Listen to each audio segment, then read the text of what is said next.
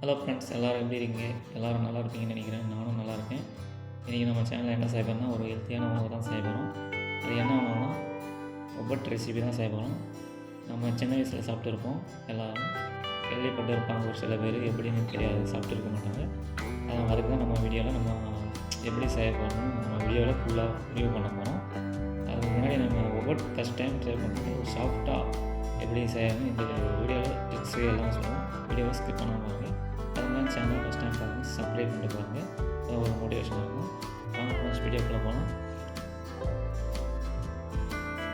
இப்போ நம்ம கோழி செய்யறதுக்கு தேவையான திங்ஸ் எடுத்து வச்சுட்டோம். ஃபஸ்ட்டு நம்ம வெல்லம் எடுத்து வச்சுக்கணும் தேவையான அளவு. அடுத்து மைதா, அடுத்தது கடலைப்பருப்பு தேவையான அளவு எடுத்து வச்சுக்கணும். நம்ம ரொட்டி செய்யறதுக்கு ரெடியாக வச்சுருக்கோம். தேவையான வாட்டர். இப்போ நம்ம ஃபஸ்ட்டு கடலைப்பருப்பு நம்ம 15 நிமிஷம் ஊற வைக்கணும். நல்லா அளவு வாட்டர் ஊற்றிட்டு நம்ம ஊற வச்சுட்டோம்.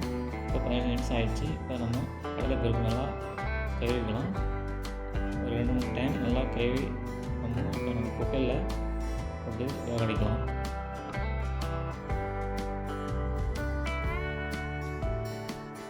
இப்போ நம்ம நல்லா கழுவிட்டோம். அடுத்து நம்ம குக்கரில் போட்டு ஒரு 5 நிமிஷம் நல்லா வேக அடிப்போம்.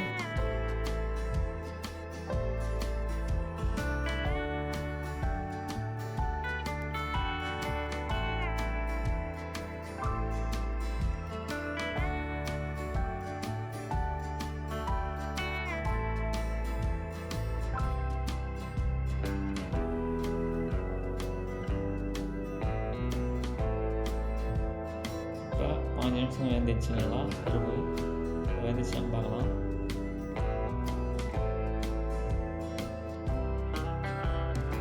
வெந்துச்சுன்னு நினைக்கிறேன். நம்ம இப்போ இது தனியாக இந்த வாட்டர் எடுத்துடணும். பாயில் வாட்டர் யூஸ் ஆகும். அப்போ நம்ம மிக்ஸில் போட்டு அரைக்கும் போது நம்ம எடுத்துக்கணும். இப்போ இது பருப்பு கொஞ்சம் ஒரு 2 மினிட்ஸ் நம்ம ஃபேனில் ஆற விடலாம்.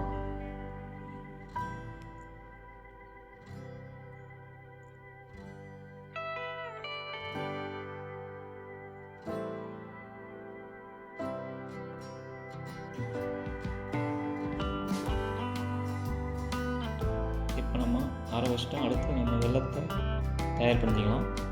இது எல்லாத்தையும் நம்ம பொடியாக நறுக்கி வச்சுக்கலாம். வெல்லத்தையும் அப்போ தான் நம்ம மிக்ஸ் ஜாரில் அரைக்கும்போது நம்ம கொஞ்சம் நல்லாயிருக்கும். பாதி ஸ்டேஜில் நம்ம பருப்பு அரைச்சிட்டு கூடவே நம்ம வெல்லத்தை ஆட் பண்ணிக்கணும். ஒரு சில பேர் அப்படியே ஆட் பண்ணிப்பாங்க, மத்திலே வச்சுட்டு இவ்வளோ யூஸ் பண்ணிப்பாங்க. இப்போ நம்ம மிக்ஸி வந்துச்சுனால மிக்ஸி யூஸ் பண்ணுறோம். இது எல்லாத்தையும் நம்ம மிக்ஸ் பண்ணி அரைச்சிட்டு தனியாக ஒரு பாத்திரத்தில் எடுத்து வச்சுக்கலாம். இப்போ நம்ம ரெடியாக வச்சுட்டோம். அரைச்சி ரெடியாக இது எல்லாத்தையும் நல்லா மிக்ஸ் பண்ணி விடலாம்.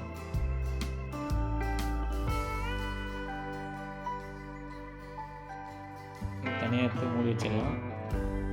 அடுத்தது நம்ம மைதா ரெடி பண்ணலாம். தேவையான சால்ட் ஆட் பண்ணிவிட்டு நம்ம வாட்டர் யூஸ் பண்ணி நம்ம ஒரு மிதமான அளவில் நம்ம ரொட்டி சேர்த்துக்கு அவசரம் நம்ம கொஞ்சம் எடுத்துப்போம். மைதாவை ரொம்ப நைஸாகவும் இதை பண்ணக்கூடாது, ரொம்ப கட்டியாகவும் இருக்கக்கூடாது, மீடியமாக இருக்கணும். அப்போ தான் நம்ம ரொட்டி செய்யறதுக்கு கரெக்டாக இருக்கும். மைதா மாரி ரெடி பண்ணிக்கணும். இப்போ நம்ம மைதாவை ரெடி பண்ணி வச்சிட்டோம். ஒரு 15 மினிட்ஸ் ஆகும் நீங்கள் வச்சுட்டு இப்போ நம்ம அந்த மாவை அரைச்சி எடுத்துக்கிட்டு நம்ம ஒரு உருண்டையாக ரெடி பண்ணி வச்சுக்கலாம் தனியாக.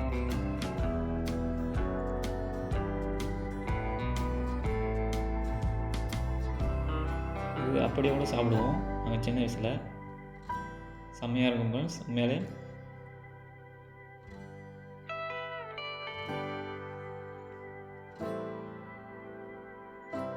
இதெல்லாம் அந்த காலத்தில் செய்த உணவு. உண்மையிலே நல்லா ஹெல்த்தியான உணவு தான். இப்போ நம்ம எல்லாத்தையும் உருண்டையாக ரெடி பண்ணி வச்சிட்டோம். அடுத்து நம்ம மைதா நம்ம ஒரு பீஸாக நம்ம ஒரு ரொட்டி மாதிரி தட்டிப்போம்.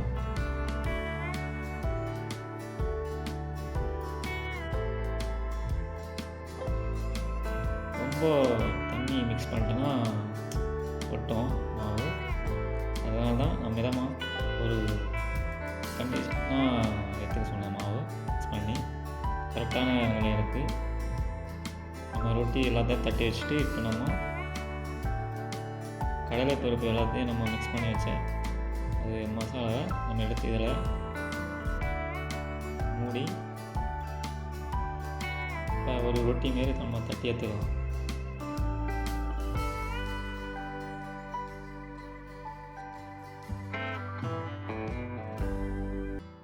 நான் வந்து இதில் மஞ்சள் ஆட் பண்ணல. எல்லோரும் மஞ்சள் ஆட் பண்ணுவாங்க, நான் மஞ்சள் ஆட் பண்ணல. அது உங்கள் ஆப்ஷன் தான்.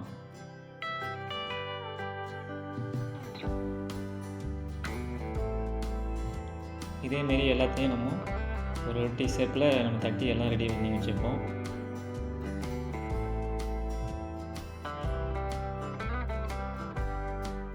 அடுத்தது நம்ம ரெடி பண்ணி வச்சுட்டு ஒரு ஆசி தவா வச்சு தேவையான நெய் ஊற்றிக்கலாம்.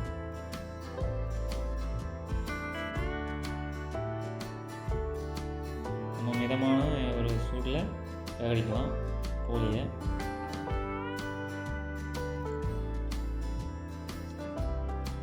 நெய் வந்து நீங்கள் மீடியமாக ஆட் பண்ணிங்க. அப்போ தான் ஒரு சாஃப்டாக நைஸாக இருக்கும். சாப்பிட்றதுக்கும் உங்களுக்கு வெகுலாக இருக்காது. அதிகமாக யூஸ் பண்ணால் கொஞ்சம் வெகுலாக ஆகிடும். பாருங்கள் எப்படி வந்துருக்குன்னு.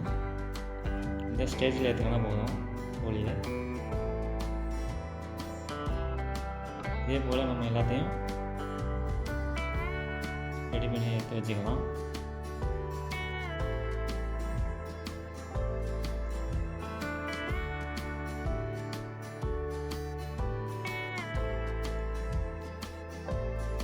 நிறைய பேர் நம்ம சேனலை பார்க்குறவங்க எப்படியும் நம்ம சேனலை சப்ஸ்கிரைப் பண்ணுங்க ஃப்ரெண்ட்ஸ்.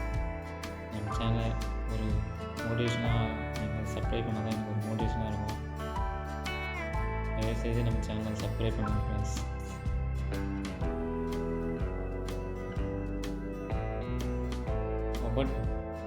ஒபட்னு சொல்லுவாங்க இங்கிலீஷில், தமிழில் போலி ஸ்வீட் தோசைன்னு சொல்லுவாங்க.